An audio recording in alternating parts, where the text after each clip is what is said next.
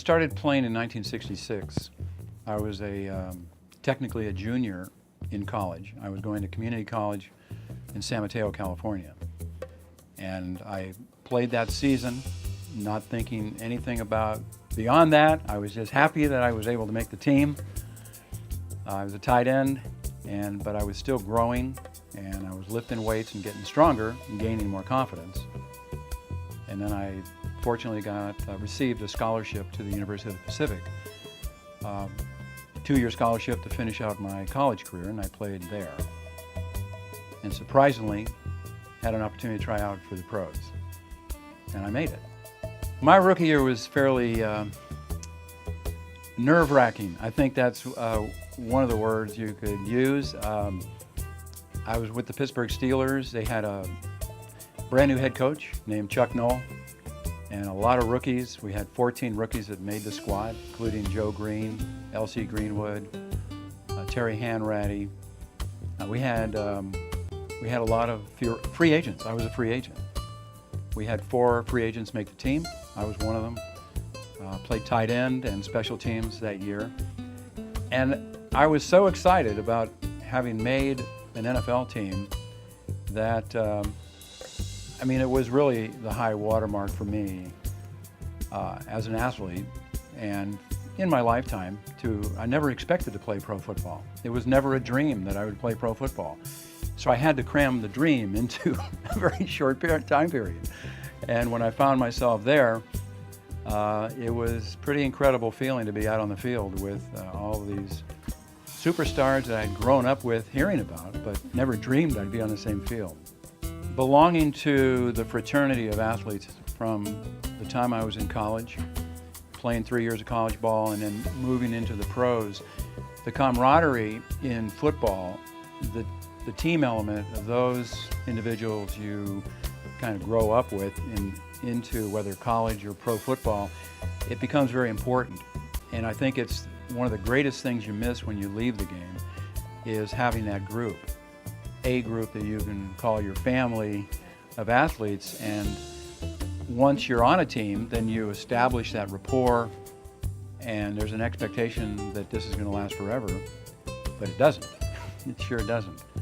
So I think, one of the highlights was the associations, going places, playing against athletes that, are incredible, top of the line athletes. They're on your team, you're playing against them. Sometimes it's hard to feel that you're in that league yourself. I think that's, where self-doubt creeps in. But the fact that, that you make the team, you make it into the NFL, to me, that was the highlight of my career, was the fact that I was playing in the NFL and able to share in some of those glories. And of course, my rookie year, we were 1-13. We had 14-game seasons. We won the first game and lost the rest. So a lot of us, including the first-round draft choices, the Joe Greens and so forth, we were wondering, are we really made for this game?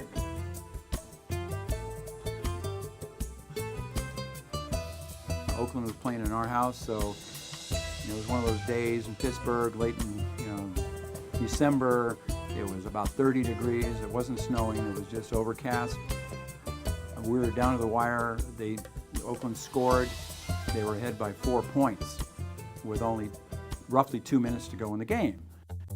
I'm on the sideline with my buddies. We're all kind of holding each other's arms, holding each other up, because this was it. We're down to the wire. Franco Harris was a rookie.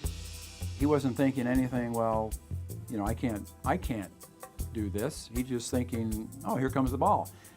He grabs the ball and takes off, and he runs right by us on the sideline. I mean, literally between the distance between me and you, and down into the end zone. The stands emptied. They ran onto the field.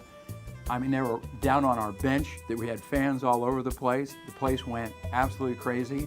So when you heard about the 1965 AFL boycott game, what was your reaction? It was a memorable time because it was really the first time in my recollection that there was that magnitude of a protest.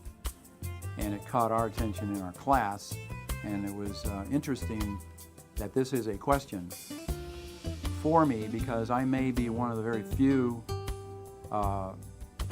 athletes that wasn't an athlete at the time, became an athlete and saw some bigotry, some aspects of this, even in 1969 when I was a rookie. And I also knew some Pittsburgh Pirates that had played 10 or 15 years when I was in Pittsburgh, and they told me stories about some of the hard times they had in traveling and having their civil rights upheld, or at least being able to be looked at as like anyone else. So the boycott seemed, especially at that time, because there were other civil rights protests going on in the country, especially in Deep South, Montgomery, and so forth. So it was, I paid attention to it, and I felt that this was a fully, wholly justified action based on the consequences of not doing a protest. If it wasn't protested and moved, what would have happened? How about those athletes? You know, how do you justify such an act? So it just brought a lot of attention to the civil rights movement from the sports angle.